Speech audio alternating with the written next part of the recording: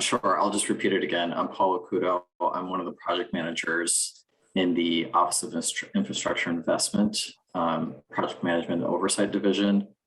And I work in the central part of the US, Texas up to Illinois.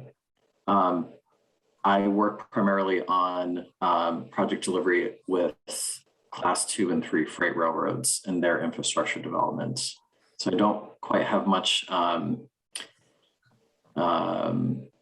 experience on the passenger rail side, but I'm here today to kind of listen in.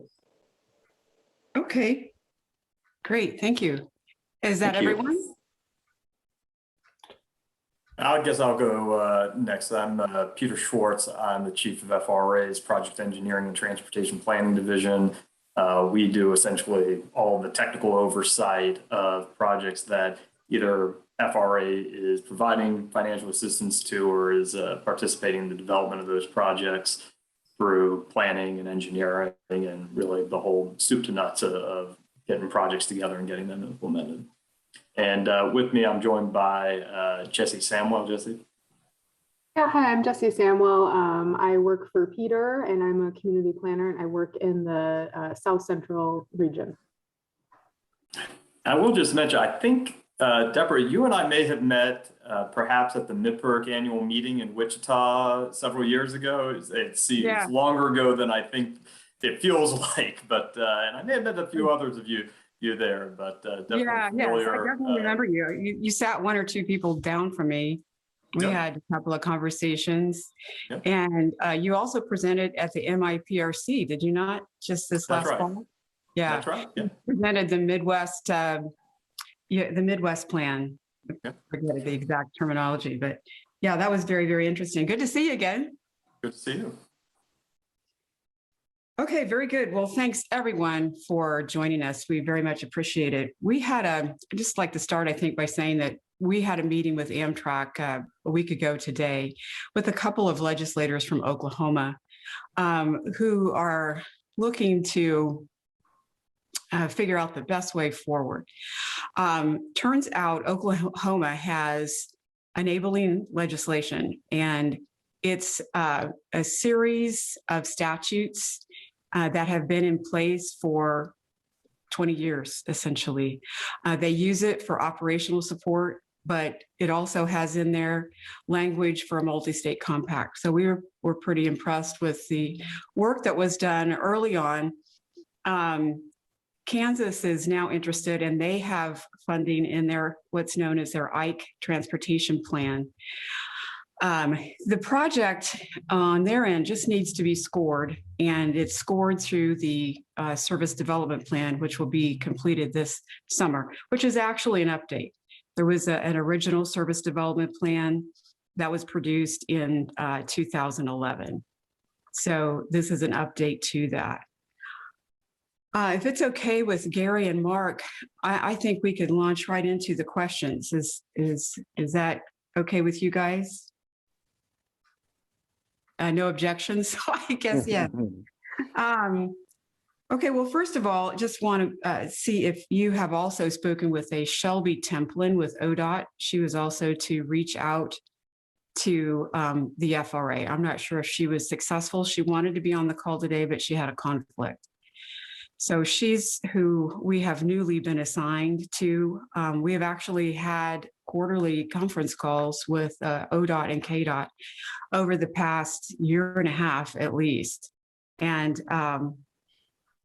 the ODOT individual, Jared Schwinnison, has recently been promoted, and so he has given this to Shelby, who seems to have quite a bit of experience, and she's certainly excited to be a part of this. So I'd like to operate under the assumption that she has not connected with you guys so that we can get information to her.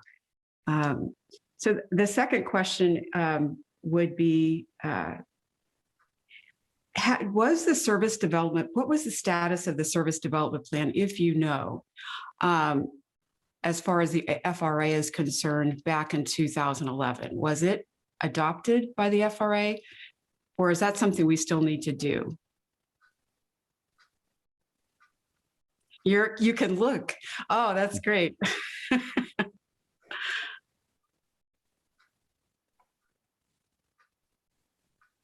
Uh-oh. Can you unmute him, Gary? I can only ask him to unmute.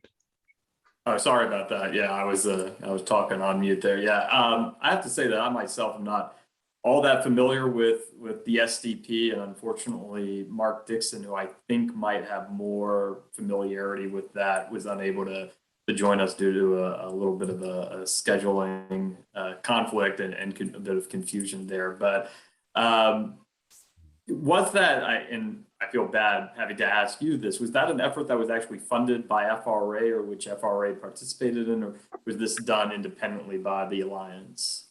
It was done with a federal grant, so there was a state match. Yeah, it's Peter. It's Mike. If I recall, it was a planning grant under HISPR to Kansas.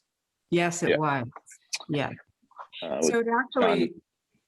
John Maddox was our POC. Yeah. Got it. Yes.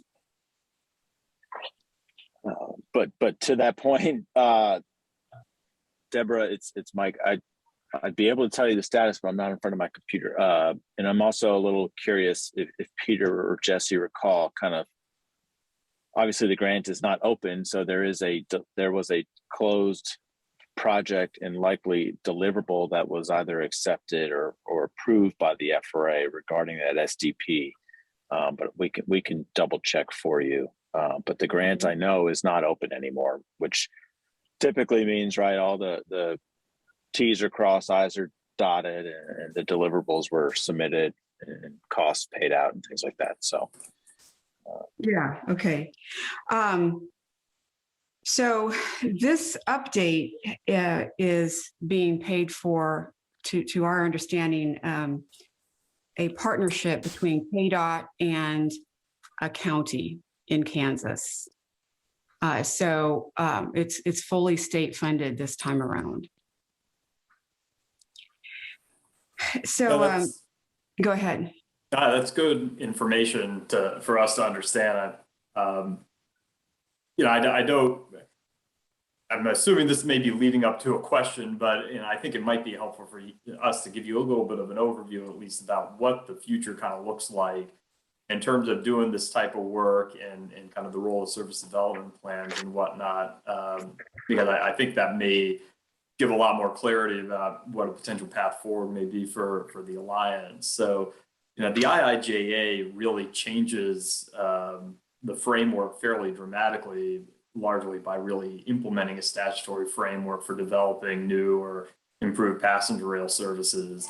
It creates this new corridor identification and development program under a new chapter of the law called the passenger rail planning. You can't get a whole lot more explicit than that, but it really, at least from our initial reading of the statute, seems to set up this corridor identification development program as the primary, if not the sole means for identifying services for development and actually carrying those forward towards the point where they're ready to be implemented, where you're ready to go into final design and construction, potentially funded by federal financial assistance through our grant programs. Mm-hmm. And if you haven't read it yet, it's worth doing. It's only about 4 pages of the 1,000 or whatever it is page bill, which is pretty daunting. But this program is really just contained in 4 pages there, and it calls for a few things. It calls for interrupt just for 1 second.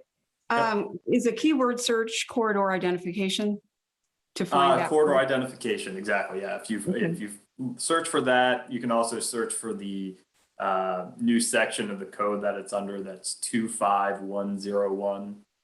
25101. We likely have a summary on our website. We've built out kind of a separate page on our external website that speaks to the new programs authorized under the law. So I'll see if I can find a link and dump it into a chat here if there's a chat option. Perfect. It'll save you some time. Yeah. Yeah, I just put in the at least the title of it there.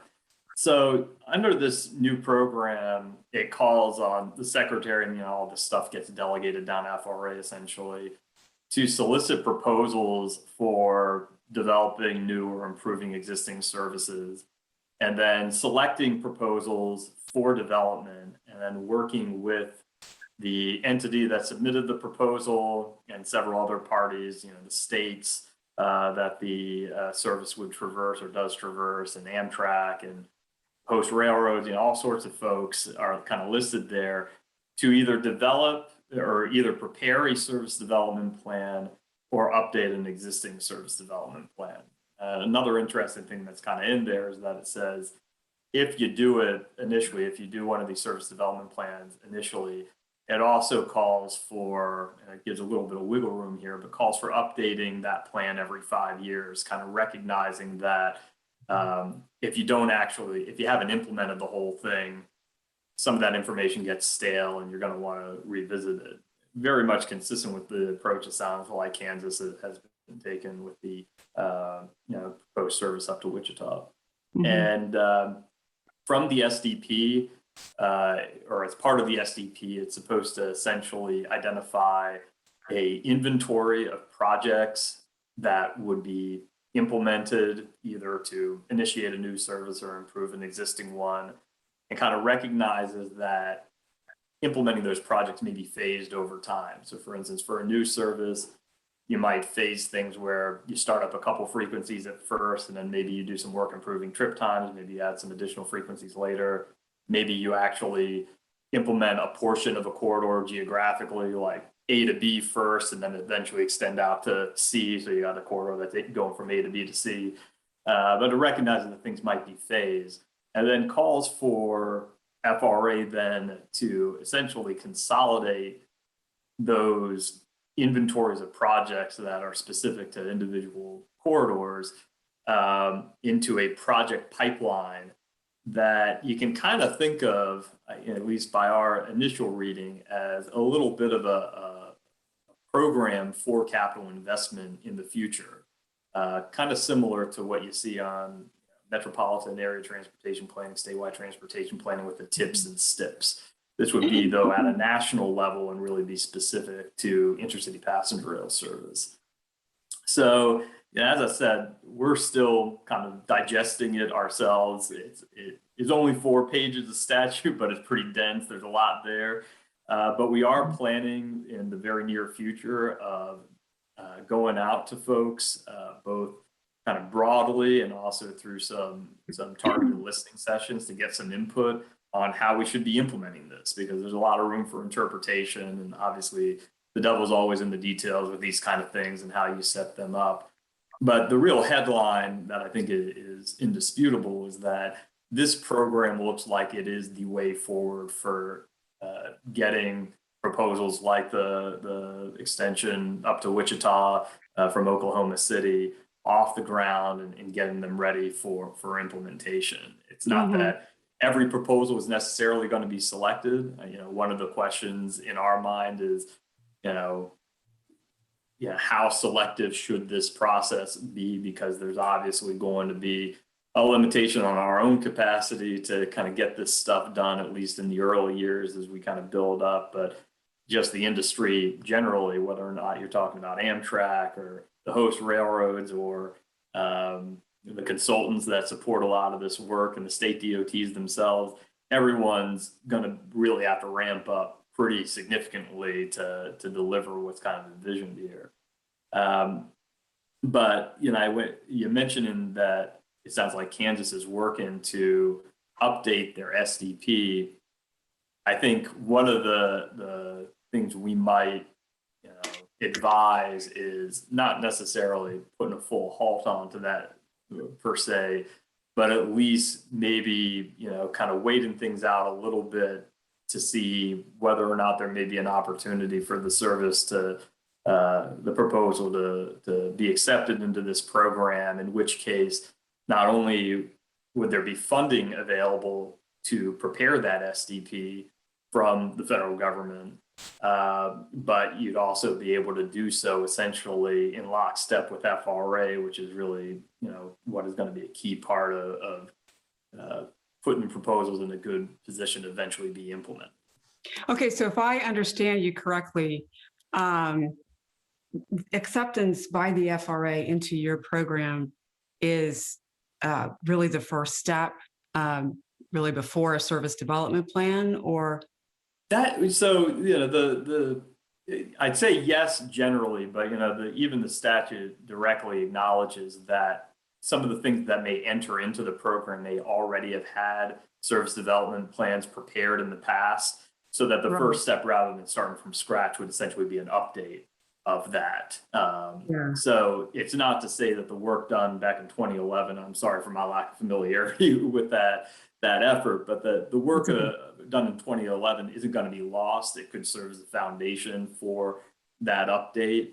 But I think the main kind of risk at play is, it would be a shame for for Kansas in this instance to kind of start right now doing an update of a service development plan when there might be an opportunity to do so with a bit more in concert with FRA and with some, as I mentioned, the potential for funding for that effort as well from the feds, rather than the state and the county in this instance having to go out on their own with it.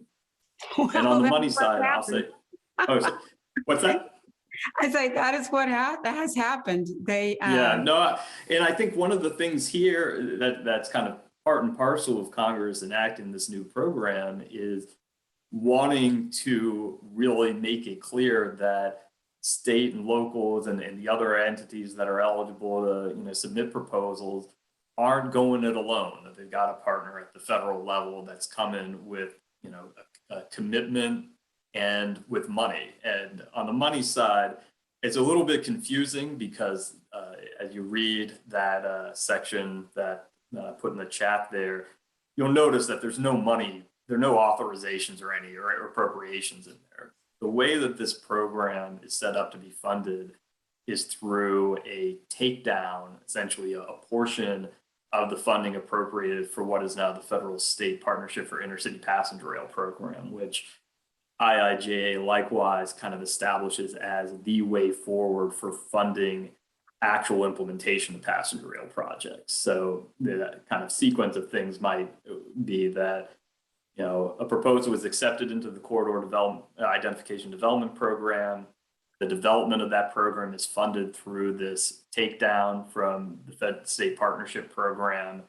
And then the projects that are identified would actually end up being implemented, actually constructed using funding from the Fed State Partnership Program. That's kind of the basic logic that seems to be reflected in the bill. And again, this is all based on our kind of initial reading in a little bit just, among ourselves. And we imagine that others may have other interpretations that might be much more valid than what we've come up with, but that's kind of where we've gotten right now, although it is subject to change. Okay. Thank you for that. So if the state DOTs were to start this process, would they contact you? What would they do exactly? Yeah, so what the law calls for is for us to establish the program within 180 days of enactment. So that's May 14th, 2022. And what we're anticipating is that we will come out with something, essentially a document saying, hey, this is generally how this program is going to work. And then subsequently actually do the formal solicitation of proposals. So don't want to come to us before that solicitation comes out, essentially. And whether or not that actually happens on May 14th itself or subsequent to that is still kind of an open question. But the fact is, it's going to be a solicitation for proposals, and then those proposals would be evaluated, and a certain number of them will be selected for inclusion in the program. And you said May 14th? May 14th? May 14th is when the program is to be established, but the actual solicitation may happen subsequent to that. The other important thing to point out, though, is that, again, based on our initial reading of the statute, this is not intended to be a one-shot deal. That this is supposed to really be a long-term thing for how we guide and develop intercity passenger rail projects. So that if a proposal, isn't selected in the initial round, it doesn't mean that it won't be selected for in subsequent rounds. We're supposed to report annually on the project pipeline. That's kind of the end game of this program. And it really does, and the statute talks about us providing guidance to entities that submitted proposals that weren't selected, all of which kind of points to the idea that, you know, there's going to be far more than one bite of this apple.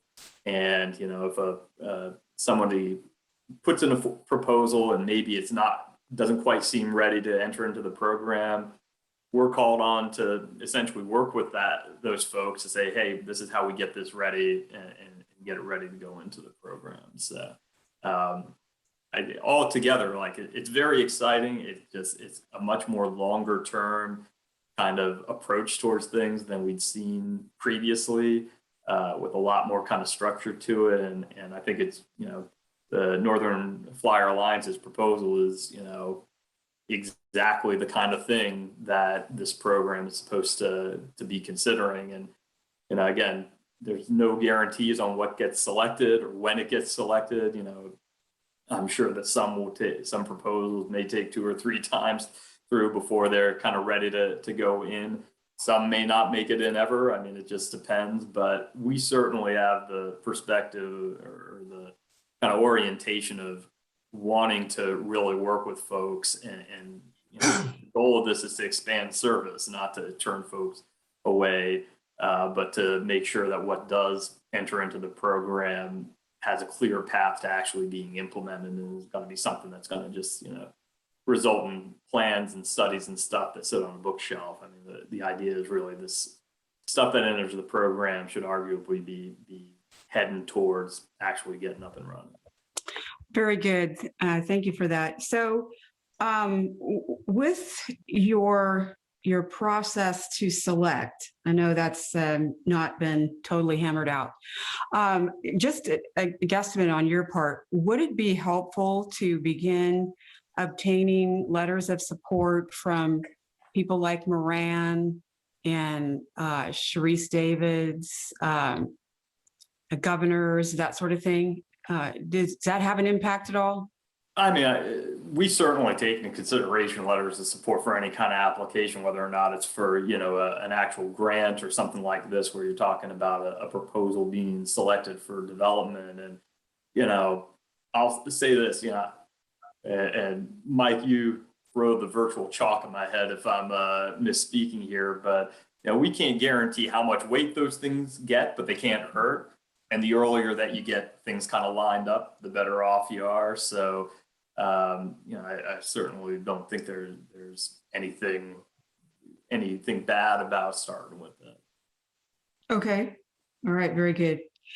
Well, I can tell you this, as far as KDOT is concerned. We've heard from Corey Davis, who is the program manager for the Service Development Plan, and the individual that we have been speaking with quarterly for a while.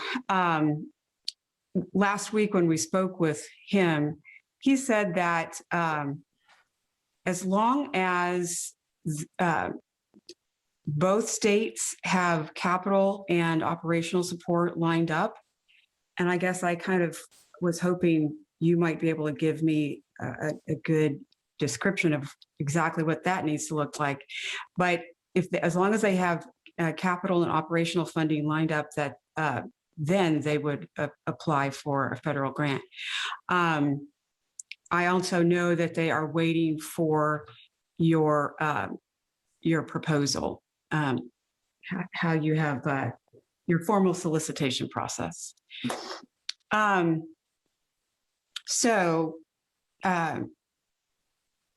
Is that the right way to describe that? Does both capital and operational funds need to be in hand? How does that need to look? Yeah, I mean, that's one of the areas where I think there's a lot more uncertainty. You know, I'd say, okay, you know, it is likely that, and potentially certain, that for the work to actually develop the proposal, doing the service development plan, whatever else is done on the proposal to get part of it ready for implementation within that project pipeline, there is likely to be a requirement for a non-federal match of some type. Although, we're not quite clear. There's nothing super explicit there, but you can kind of read between the lines that that's going to be a requirement. The question of whether or not there would need to be all the money lined up to see a proposal through to the point of, projects being in the project pipeline at the get-go, that's more uncertain. I think it's very possible that proposals kind of life within this new program may be broken up into a couple of chunks, and maybe the funding to support the first chunk would be needed at the beginning, but maybe there'd be some flexibility as to the second chunk or subsequent chunks of work.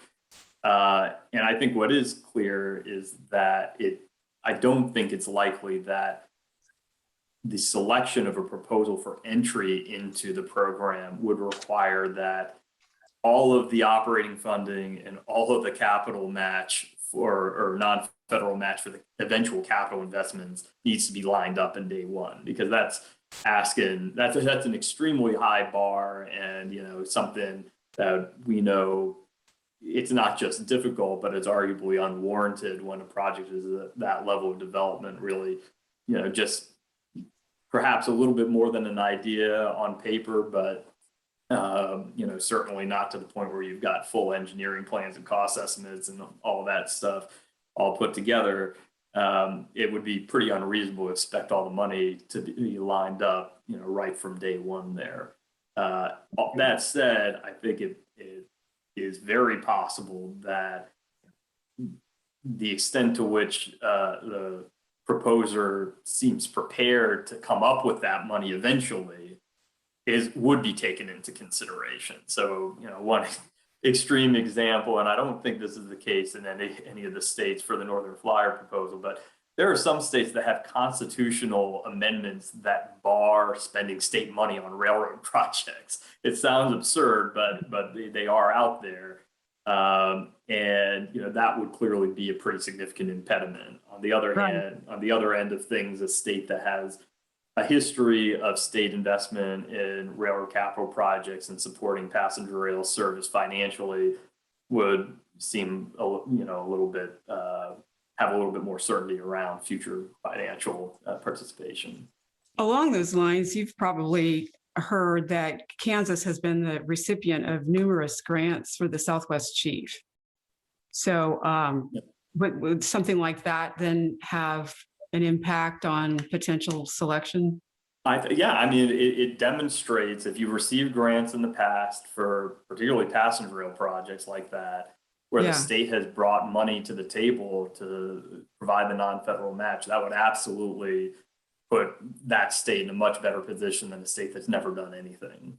I do have to apologize. I've got another meeting at 11 o'clock I do have to jump on to, but some of my colleagues may be able to stay on a little bit longer. But I hope some of this information was helpful, and we are certainly excited about all of you who are excited about these possibilities. And right.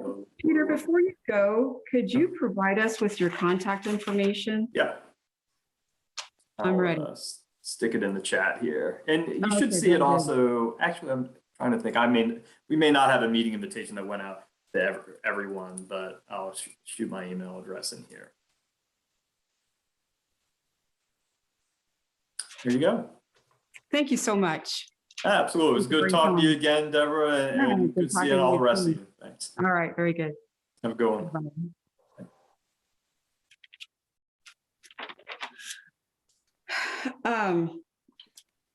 Well, thank you all for staying on the call. I think there's and you probably have a lot of questions still, which is great.